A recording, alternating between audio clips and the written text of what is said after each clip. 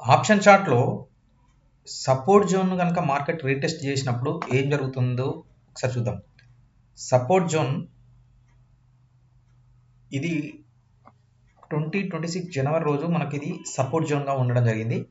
ఈ సపోర్ట్ జోన్లో market retest చేసింది, అంటే పైకి వెళ్ళి సపోర్ట్ జోన్ నుంచి పైకి వెళ్ళి సపోర్ట్ జోన్కు టచ్ అయిపోయి క్లియర్గా పైకి వెళ్ళి మళ్ళీ సెకండ్ టైం వచ్చినప్పుడు సపోజ్ 410 రూపీస్ అనుకున్నప్పుడు 26,000 మంత్లీ కాల్, ఇది మంత్లీ కాల్ 400 రూపీస్ నుంచి 550 రూపీస్కి వెళ్ళడం జరిగింది. అంటే 150 పాయింట్స్ ర్యాలీ అనేది ఇక్కడ మార్కెట్ తీయడం జరిగింది. అంటే 150-120 పాయింట్స్ అయితే మార్కెట్లో ర్యాలీ వచ్చింది ఇక్కడ.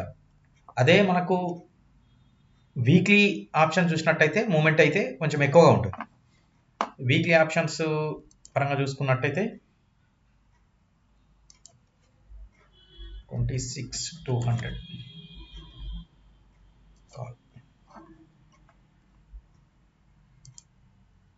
26,200 కాల్ అంటే 62 రూపీస్ నుంచి మనకు 100 పాయింట్స్ అనేది రీచ్ కావడం జరిగింది ఇక్కడ. ఈ విధంగా 100 పాయింట్స్ రీచ్ కావడం, సపోర్ట్ జోన్ను రీటెస్ట్ చేస్తే మార్కెట్లో ర్యాలీ అయితే ఈ విధంగా ఉండే అవకాశం అయితే మనకు ఉంటుంది.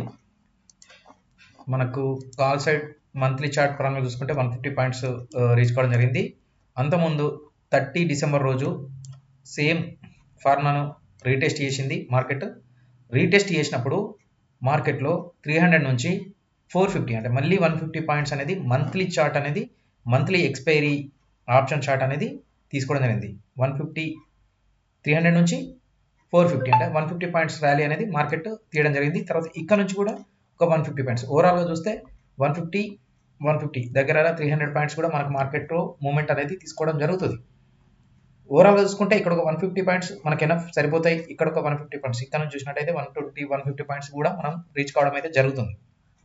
ఈ విధంగా సపోర్ట్ లెవెల్లో మార్కెట్ రీటెస్ట్ చేసినప్పుడు మాత్రమే ఇది సాధ్యమయ్యే అవకాశం అయితే ఉంటుంది. పుట్ చార్ట్ మనం గమనించినట్టయితే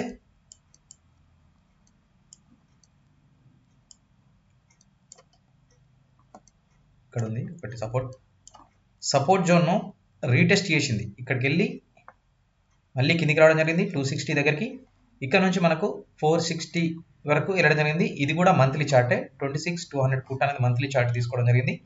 ఈ విధంగా రీటెస్ట్ కనుక సక్సెస్ఫుల్గా కంప్లీట్ చేసుకుంటే మార్కెట్ ఈ విధంగా 150 నుంచి 200 పాయింట్స్ ర్యాలీ అయితే మార్కెట్ ఆప్షన్ చార్ట్లో అయితే ఇది సాధ్యమైతే జరుగుతుంది. ఎందుకంటే ఇది 26,200 పుట్టు డిసెంబర్ 5th చార్ట్ మీరు ఒకసారి చూసుకోవచ్చు.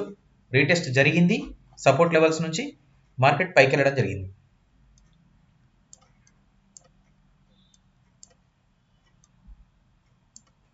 ఇక్కడ ఈ ఏరియాలో కూడా ఒక సపోర్ట్ జోన్ ఉండే, సపోర్ట్ జోన్ నుంచి మార్కెట్ రీటెస్ట్ జరిగి తర్వాత మనకు వెళ్ళడం జరిగింది. 100 పాయింట్స్ టు 120 పాయింట్స్ ర్యాలీ కూడా ఇక్కడ ఇవ్వడం జరిగింది. రీటెస్ట్ జరిగి సపోర్ట్ లెవెల్లో రీటెస్ట్ జరిగినప్పుడు ఈ విధంగా మార్కెట్ మూమెంట్ అయితే ఈ విధంగా పైకి వెళ్ళడం అయితే జరుగుతుంది. సపోర్ట్ లెవెల్స్ను ఎట్లా క్యాలిక్యులేట్ చేసుకోవాలి, ఫ్యూచర్ చార్ట్ను బేస్ చేసుకొని ఆప్షన్ చార్ట్కు ఎలా రావాలి, ఏ విధంగా మనం తీసుకుంటే అది సపోర్ట్ లెవెల్గా మనం గుర్తించవచ్చు అనేది నెక్స్ట్ వీడియోలో నేను చెప్పే ప్రయత్నం చేస్తాను. ఆప్షన్ ట్రేడర్స్ చాలా జాగ్రత్తగా ట్రేడ్ చేయాల్సి ఉంటుంది. ఆప్షన్ అనేది వెరీ వెరీ రిస్క్. ఈక్విటీ మార్కెట్తో పోలిస్తే ఆప్షన్ అనేది చాలా రిస్క్. చాలా మంది లాస్ అవుతున్నారని చెప్పేసి మనకు డిస్క్లైమర్ రావడం జరుగుతుంది స్టార్టింగే. ఇది మనకి ఏ డిమాట్ అకౌంట్ ఓపెన్ చేసినా కూడా 90-95% మెంబర్స్ లాస్ అవుతున్నారు, 5-10 మెంబర్స్ మాత్రమే లాభపడుతున్నారు అని చెప్పేసి క్లియర్గా చెప్పడం జరుగుతుంది. ఇది 100% ఫ్యాక్ట్ ఇది. ఎందుకంటే నెంబర్ ఆఫ్ ట్రేడర్స్ లాస్ అయ్యే అవకాశమే ఎక్కువ ఉంటుంది.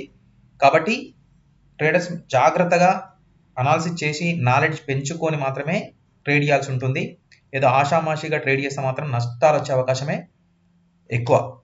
కాబట్టి జాగ్రత్తగా చూస్ చేసుకోవచ్చు.